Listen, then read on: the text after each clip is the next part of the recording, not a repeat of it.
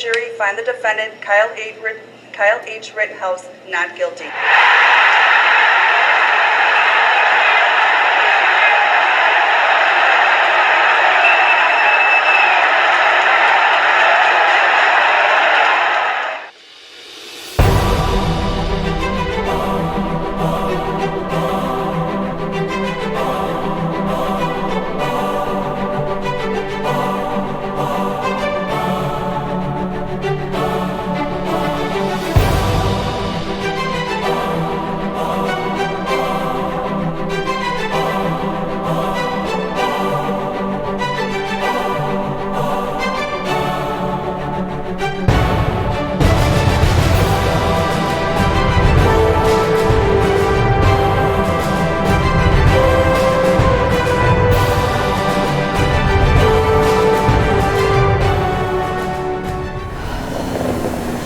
Tell me when.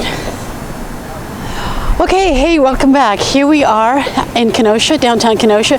As you can see, this is the courthouse where Kyle Rittenhouse was being tried. And we've all heard the good news. Those of us who supported him, the Second Amendment, those of us who knew, just because of the evidence that was coming out slowly but surely, that he was indeed innocent of any wrongdoing. He was defending himself, just like any of us have the right to defend ourselves. Ironically, it is after 5 o'clock, it's dark, it's cold. Ironically, there's still media here. I'm not exactly sure what they're waiting for, but we're going to do a little taping. You know, it was just interesting. I was telling David, my producer and partner in crime, how ironic it is that should this be fenced off, all the accredited media would be allowed to go in. Those of us who are citizen journalists, those of us who want the truth, we would not. We don't have the credentials. It's kind of ironic that the mainstream media, the Mockingbird media, gets to go and gets all these privileges, and somehow they just don't get it always right. But we're going to try to talk to some of these people out here. It's cold. I'm shaking, and see what they have to say. We do have a very interesting lady over there. Is ALC.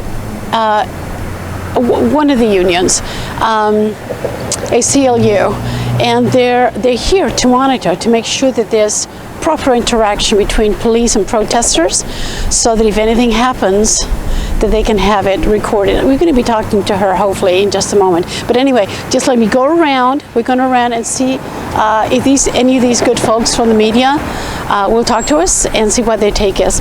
See you in a second.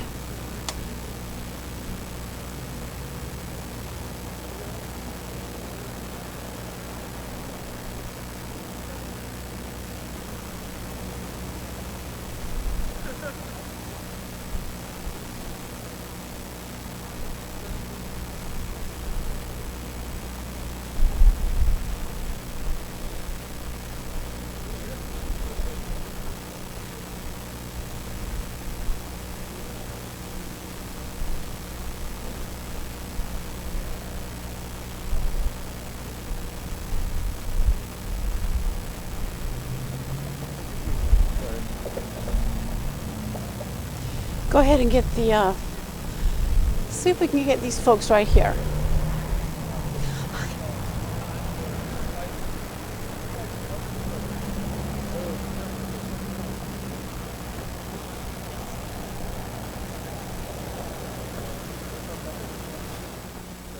Hey, so I'm running around here tonight, freezing my butt off, wondering, it's cold, isn't it? Wondering what's going on, and I see this beautiful sign with a gorgeous American flag right at the bottom of the steps of the courthouse. Sure enough, I find this gentleman, this fine fellow over here, holding the sign. It's his sign, and I want to ask him, what is this sign about? This is what the community asked for. Mm-hmm. It's what the community said that they would like to see expressed. And the bottom line, it says unity, not fracture. What they really were asking for is they don't want to worry about waking up tomorrow to broken glass or Sunday morning. They don't want to smell smoke. They want to smell pepper spray. And these are people that I looked in their eyes and they lost everything. And what is this? That unity, not fracture? So you can get it. And then you have a Micah 6:8, which is a Bible verse. And on the other side we have what? This is okay. my heart right here. What does it mean? Truth. Tell us about the truth. There is truth. Of course there is. is. We may not accept it. We may not like it. It may make us mad. We may say there's other truth, there's other testimony, there's other evidence, but there's only one truth. And so it may make us mad, but at the end of the day, when all this is done, people are going to say the truth is the prosecutor did a terrible job for the taxpayers, and the evidence may have been overwhelming for innocence, but the people got a disservice bad. So what we're saying is that the media did not report things as they should have. They jumped the gun and started calling him a white supremacist. They calling him a murderer. They didn't even have the facts. They said that he jumped state lines, that he didn't live here. When his father and his grandmother lived here, he used to work here. So whether you like him or not, whether you support this position or not, you have to get the facts right. You have to wait. The media has to wait to get the facts, because if they don't, you know, they call them the mockingbird media for something, and that's why we're here, hoping to talk to people from the community. And evidently, from what you're saying, they don't want the beautiful town. Kenosha is a beautiful little town, almost 100,000, isn't it? The museum was almost burned down. When? In the riots, the dinosaur museum. This Put one. Molotov cocktails through the window. Who did that? The riots last year. Antifa? I was just in there tonight. I paid for membership, went in, and it's like this beautiful Tyrannosaurus Rex museum, and they were throwing Molotov cocktails, and there was local people out here. First-hand reports told me that they were saying, our children go here. Please don't burn this down. Please don't burn this down. And then the curator in there told me that they were putting out fires and the windows being shattered with Molotov cocktails.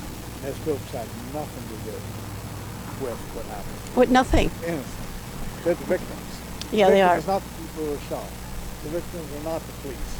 It's the people that live here. And Yeah. people have businesses. And homes and everything. Anyway, David, thank you so much for your time. Thank you for everything that you do and for being a patriot. All right. I'm going to Thanks. give my sign back. Okay?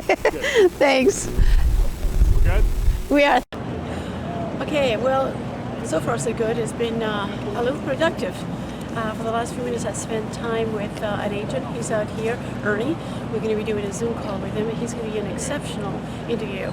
He used to work with the Trump administration in terms of protection, and he's up here from the south, from, I think he said Tennessee, and he's here to make sure that there's no trouble between the or any other. He showed me some pictures of Antifa. They were already up here today making trouble. And yeah, so far so good. See you in a minute. Get the courthouse, make it real slow on the media. Say that's Channel 12, Fox News, the rest of the media over here, they're all reporting right now.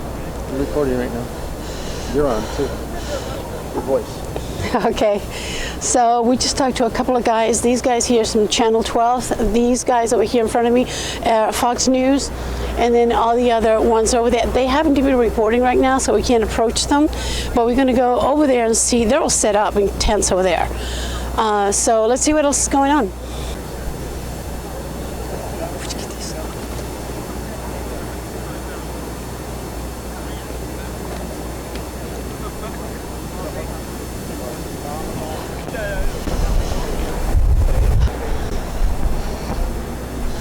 That was the lady that came by over here. She put her window down and said, you all are, she started cussing, you all are here because people got killed, and she started calling them mother effers. So someone's not very happy that the media is here. We'll see how the media does report this. Let's keep going.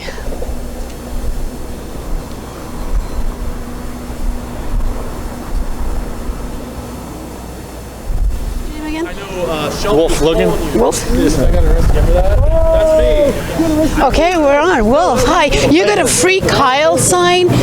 So you're a supporter of Kyle? Yes, ma'am. Okay, how come you're a supporter of him? Guys, it was self-defense. How did you know it was self-defense to begin with? Yes, ma'am. How did you know? I saw the guy give the skateboard. He smacked the guy, well, Kyle, and he had a right to shoot him. Self-defense. Did you see the grainy video or the good video? Both. You saw both? Yeah. And that was on the media? Yes, ma'am. What do you watch? I watch CNN sometimes, BBC Why? World News. But you got enough information that you knew that there was a theme going on here. ma'am. What did you think of the media calling him all the names like murderer and white supremacist, candidate Biden calling him, without any type of information, without any verdict or any nothing? They're just all of a sudden calling him a I think it was all lies, to be honest. It was all lies. Yes, ma'am. How much credence do you give the media today? I don't support media at all. I don't support them, which is why we, the citizens and journalists, are going out and trying to get a word from the people themselves. Is that a knife? Yes, ma'am. Okay. Are you afraid because you're carrying this? We have some malcontents come over here and yell and Kyle and. I believe in self-defense, so if I feel like I'm being threatened, I will use self-defense. Are you all trained? Yes, ma'am. Okay. Thank you so much. You're welcome. Thank you. That's all we wanted to know. We just want to talk to people to see what they have to say, because as one business owner said, the media comes in here, they'll stay, they'll portray whatever they want to portray of the town, and this is a very peaceful town. People will yell at each other maybe, they'll argue with each other, but they don't run around killing each other. They don't set fire. There's a museum over there. If you want to turn over there, that museum over there, they had cocktails Molotov thrown at it last year, and the so-called protesters, peaceful protesters, were not to be reasoned with. The curator was saying, hey guys, we have nothing to do with anything, but they had the riots, and that's what happens. And the media just makes it worse. And there's some very good people out there, don't get me wrong. Not every journalist is a scumbag, but a lot of them are. And when you have journalists that come into town, go to an area that's been locked up for the season, and then report that these people are locked up because they're so scared. Oh, the riots, they're scared. No, they weren't scared. It was locked up for the season. They're not going to be in business until the spring. That's what's going on. That's what pisses people off, isn't it? Yes, ma'am. That's exactly what. So we have to report what's true, and so that's why some of us come out here and try to get the word on what's going on. So anyway, I'll see you later. Well, it's been quite a night. It seems that it's warmed up just a little bit, but we've bought some coffee, some hot chocolates for the guys. We met some really nice people over here. We've met people from the UK. They're here to report. We met these guys from Univision, from down Spanish TV, and they're all freezing to death. So we thought, you know what, let's make friends. Let's buy them some coffee. They couldn't get away. Most of the guys that we bought coffee for are security. They're here to make sure that the media is taken care of. Media's not too popular, I would say, these days, and I can't say that I blame them. But I'm over here at the steps of the Dinosaur Discovery Museum, and I want to tell you about this. Like I was saying before, last year when they had those crazy riots, Kenosha had quite a bit of trouble over here, and they came in here, and for some insane reason, look, this is a dinosaur right there, and it's really a neat place for the kids, and the kids would come in here. Well, these malcontents decided they're going to riot and throw, for whatever reason, I don't know what they were trying to accomplish, but they decided to throw cocktail Molotovs through those windows over here, and I guess they wanted to make some kind of statement. The poor curator kept telling me, guys, we got nothing to do with anything. They no avail. They did what they wanted to do. They did quite a bit of damage, and hopefully everything is back in order. But as you can see, it's a really beautiful place. It's just so quaint and so beautiful. And what I've been able to gather from the business owners and the people that are from Kenosha is that Kenosha is a wonderful town. The owner of one of the businesses used to be in Chicago, and she's here now and she loved it. She lost her home. It was burnt at 4 o'clock in the morning. They lost a cat, they lost a dog, they lost everything. And she says, you know, the bars were doing fundraisers for us. Little kids were coming, $2 here, let me help you. People came out because that's who they are. That's the kind of town that this is. This is all about friendship, family, humanity, and they're helping each other. So they weren't at all surprised when I got coffee for the guys. Is what they do here. And to have these idiots come in here and try to destroy their town, that was very aggravating. Also to have the media, and she said the media is and not everybody, again, not everybody in the media is a bad person. Not everybody's a scumbag, but they are criminals. The networks are criminals in what they do, because They report what they want to report instead of reporting the truth, which is why some of us out here filming this. There's a couple of other guys filming, wanting to see what's going on. ACLU is over here with their watchers, with their cameras, to make sure that there's any altercation between police and the protesters, that they can document it. Well, you know, bless their hearts. I don't know what to think about that. But it's a peaceful town. It's a great town, and I would encourage anybody to come here and spend some time. And we got some great restaurants, great little shops, wonderful people, and it's beautiful, it's clean, it's neat and tidy. People are going to love it.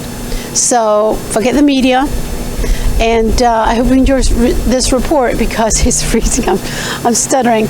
It's cold, and yet here they are. The media is beginning to leave now. I think there's a hotel over here where they're staying at, but they're beginning to leave right now.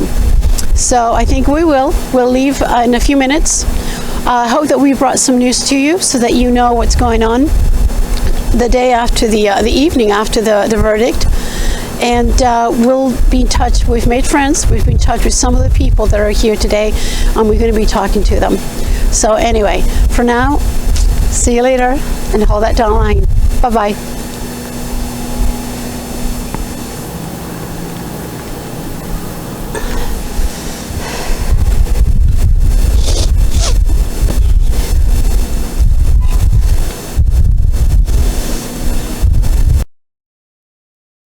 We, the jury, find the defendant, Kyle H. Rittenhouse, not guilty.